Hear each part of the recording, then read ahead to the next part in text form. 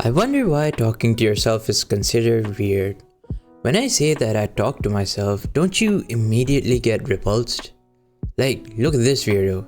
But isn't talking important? And who's more important to have heard but you yourself? Yet we still rather listen to others while blocking what our hearts and minds want to tell us. Hey everybody, Fyreboi here. I run a gaming analytical channel over on Fyreboi 99. That's Fire with a Y and Boy with an I. Yeah, I just like spelling things weird, as you can see.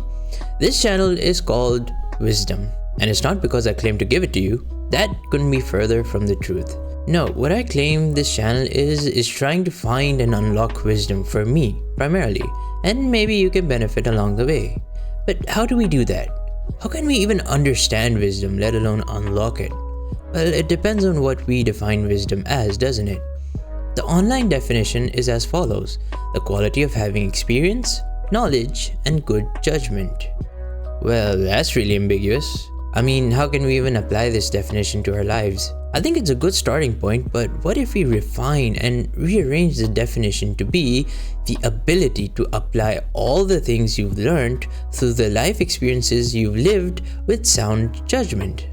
At least for me, that makes things more applicable, more actionable, and most of all, more intuitive, I guess. Yet the knowledge and experience part can't be helped, or at least by me in this context. I'm not here to give myself or any of you knowledge through this channel, and I certainly can't give myself or you most of the experiences required by this definition.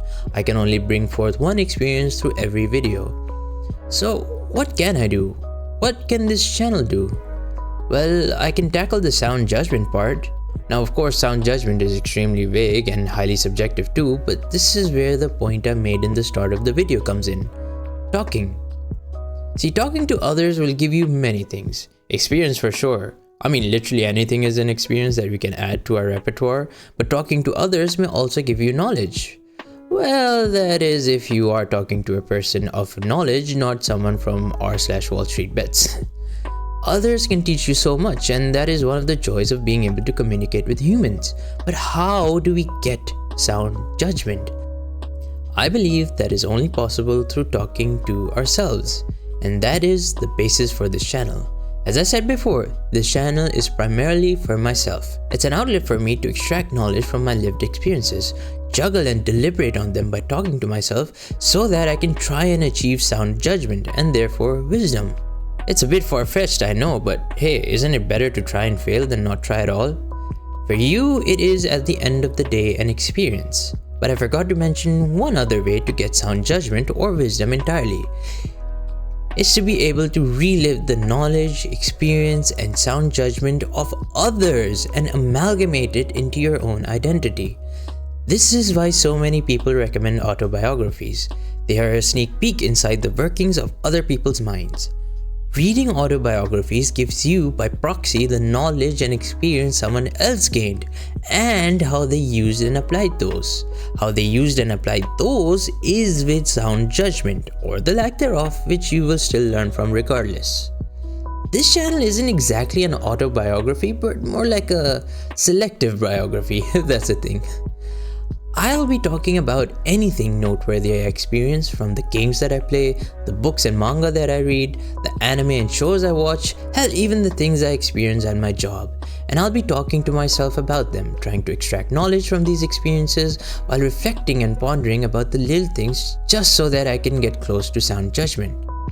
I don't think there is any other applicable way to reach sound judgment and thus wisdom except engaging in this activity. For you, you can get all the things I get from this activity by proxy, just like reading an autobiography. And not only that, but we can also create a community of people who talk to themselves, thereby helping each other to inch closer to wisdom. So if you think that I'm not applying sound judgment, or not getting the right knowledge, or even not viewing my experiences with the right lens, well, you have the comment section all to yourself. And I would highly encourage you to do this activity for yourself. Yes, you'll be able to gain a lot by proxy, but just as I finished this script and recorded it, The contemplative state my mind is in is something that I wouldn't be able to reach if I, for example, just watched this video as an outsider. So maybe start your own YouTube channels or blogs or even a little diary you keep to yourself. Write down your experiences, the things you've learned from them, and try to think on them. What happened? Why did it happen? How did it happen? What could have happened and what could be different? I think it's very healthy to drown out the noise of everyday life. We get so busy in the things we do that we do not take time out for ourselves. Yes, that is applicative to the mental health aspect, but beyond that, doesn't it feel like there are so many things dragging you down? How do we make sense of all of them except by talking to the only person who experienced them one-to-one with us? That is ourselves. We all hear everyone else out, whether if that's them teaching us something or us helping them or both of us just want to vent. I really believe it's time to hear us out too, because we can teach ourselves things that others cannot possibly do, and we can tell ourselves some things that nobody else would have done. And with that, I shall let you go. If you stuck around, you might have noticed that this style of content is very different from the main channel. See, when I started my main channel, I thought I'd be able to do this type of content over there, but then I realized that the audience of both of these channels are so different that it's best to create separate spaces where the content can exist in their own spheres. Fyreboi is more highly edited and high effort content and is about gaming only, while this channel is sort of like a second channel, but for the purpose I described earlier, and is much lower effort. Well, the drawing part takes a hell of a long time, but I still wouldn't call it high effort. Anyway, thanks for tuning in, and remember, this isn't me teaching you wisdom, it's me trying to get to wisdom myself. And if you didn't get that, it's sort of an homage to game theorist. You will be missed, Matt.